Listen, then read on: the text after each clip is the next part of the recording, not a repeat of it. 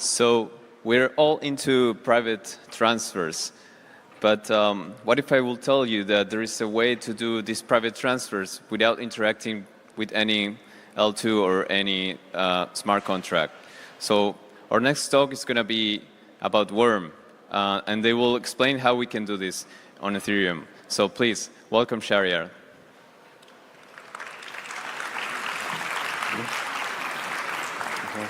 So is this... Hello, everyone. I'm Shahriar. I'm a co-founder of Zero Savvy. It's a non-profit research organization in UK, and also I'm a research associate in Alan Turing Institute. I'm super excited to talk about this private proof of burn and like how using that you don't have to scream that you are going private on chain. It's a backbone of many new interesting protocols, privacy protocols, and let's head to the problem. So the idea is that privacy probably will never be as equal as invisibility. We want to make it as close to invisibility as possible.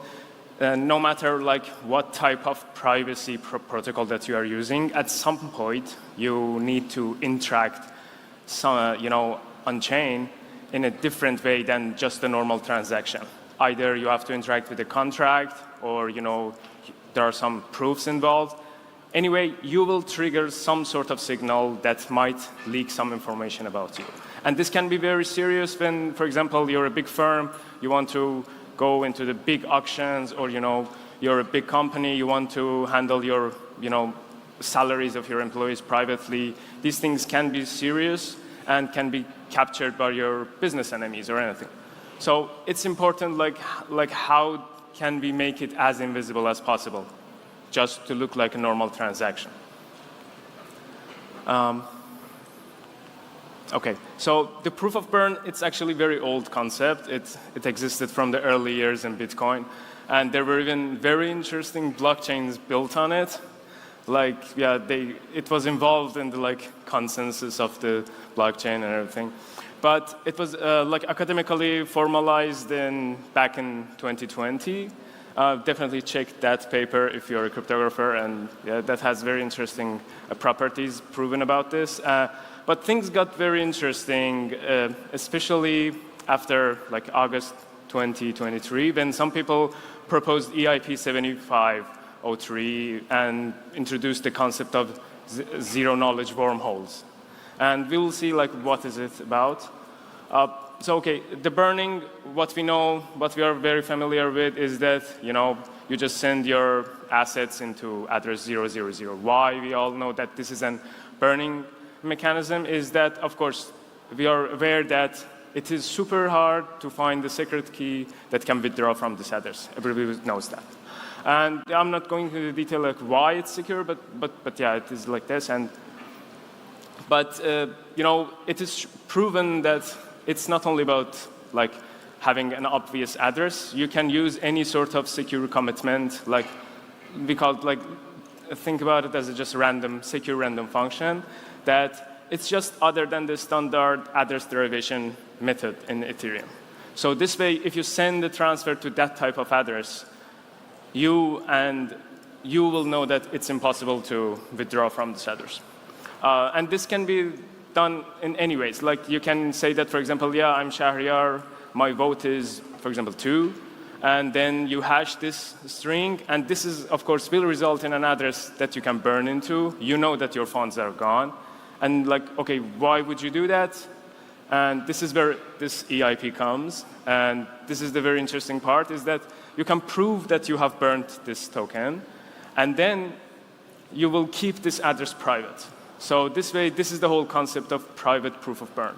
And very simplified version of it, this is not perfectly secure, but this is just simplified version of it, just saying that you prove that, I know a burn address that falls into this type of category of the address, and this address has positive balance in the latest state root of the blockchain. So basically, this is the whole concept of this, how this ZK works. And the very good thing about this type of proof is that it is very composable friendly, like in terms of the cryptography. It is not proven in UC. If you're into these things, I'm really interested in to prove this in UC, so contact me if you're into those things. But you can combine this proof with interesting other proofs, like proof of innocence. So you can prove that, oh, my funds are not part of a bad acting, or I'm not a hacker, and then you can burn your vote, and then you can participate, for example, in a voting. Or you can participate in a privacy pool that it's authentic. It is like there's no way that other bad actors could satisfy those kind of constraints. And even if you want to show that, you can actually show that, oh, my transactions are not burned transactions, or you can actually reveal it securely only to one person, that how you have burned it. So if we revisit the problem, is that with this kind of technique, you don't need to interact directly with a contract or a privacy protocol. You can burn your address, your assets, and this is just a normal-looking transfer with to just a normal-looking address. There's everything looks random, and then the very good thing about this kind of protocol is your anonymity set. This is like the biggest anonymity set that you can achieve at the moment, and this is like every address on chain that hasn't have any outgoing transaction will be part of your anonymity set. This is a very big anonymity set, and this is the cool thing about this. So there are some current active research going on in this, using this kind of protocol. And of course, the very first one, the obvious one, is the EIP itself. So the EIP was like saying that, okay, you burn your ETH, you prove it, and then maybe you get something back.